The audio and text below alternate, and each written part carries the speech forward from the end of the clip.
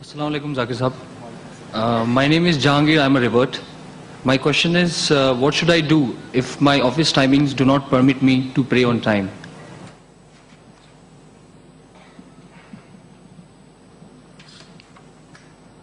The brother asked a question that what should he do if his office timings do not permit him to pray on time. If you analyze the 5 daily salah, which is the fard, as far as the Fajr salah, that's the morning salah, the Isha salah, night salah, these don't clash normally with the office timings. Even the Maghrib salah doesn't clash. When it comes to Zuhar salah, the afternoon salah, it can be prayed during the lunch time. Most often, the lunch timing of the office match with the Zuhar salah. The problem that arises mainly is in the Asr salah. Or you may have difficulties in other salahs if you are doing night shift, etc. But if you have problems, if your office timings are clashing with the timings of the salah, what you should do is that you should request your employer to give you a break of 10 minutes to offer your salah. But most of the Muslims, we are afraid to ask our employer for time off for offering salah. For other things we ask.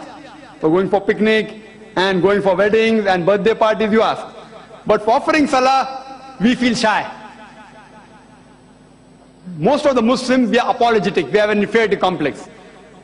And your employer, even if he's a non-Muslim, my experience tells me that 99% time, he will give you time off for your salah. But you should request him nicely, humbly. But when he gives you time off, there are some Muslims who take a break for more than an hour for salah. And they say, we have gone to a far off mosque. The employer will start thinking that have you gone for salah or have you gone for a stroll? I have got no objection if a person goes to pray in the masjid, the mosque, if it's close by. If it's not close by, or it will take a lot of time, you can very well even pray in the office.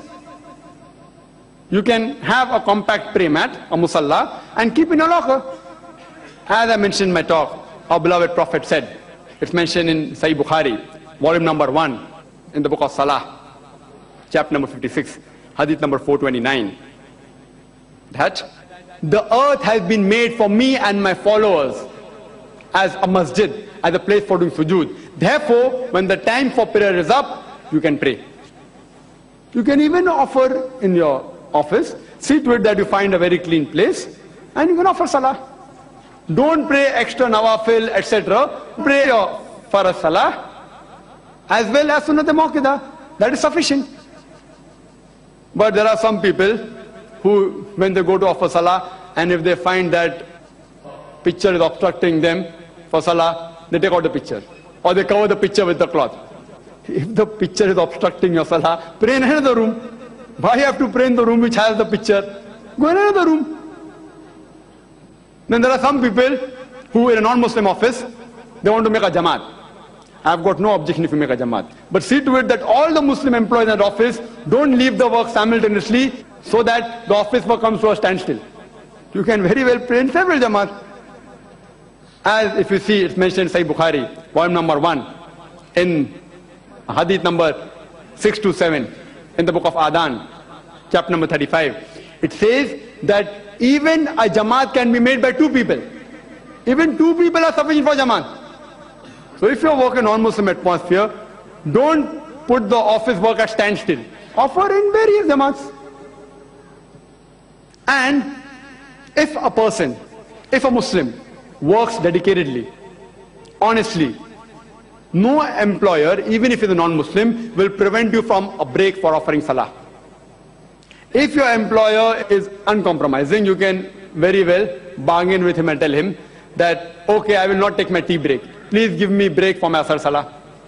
Or you can say that if I take a 10 minutes break after office hours, I will work double. I will work triple. I will work for half an hour free of charge. Don't give me overtime. Any businessman will agree with the person who is taking 10 minutes off and is working half an hour extra after office hours. Normally you have to pay double or 1.5 times. So you tell him, I will work thrice the time of the break and don't give me a single pie. He will surely agree. But in extreme cases, if your employer is amongst the 1%, or uncompromising at all, the best option for you is remaining is that you change the job. Offering salah is fard. If the employer is among the one person who doesn't give you offer salah, change the job. You may never know, Allah subhanahu wa ta'ala will give you a job in which you may earn more. But irrespective whether you earn more or less in the new job, offering salah will gain you more benefit in the hereafter than not offering and getting a few hundred rupees more. Unfortunately, even in some of the Muslim offices which have most of the employees in it Muslims, they don't offer salah. Neither alone, neither in Jamaat. I would like to request all the Muslim brothers that in the office, they should see to it that they themselves, along with the employees who are Muslims, they should offer salah. And there are always ways in which you cannot disturb your office work and yet offer salah. In fact, in the long run, if you offer salah along with the employees, it will help you in your business and you will make more profit. Hope that answers the question.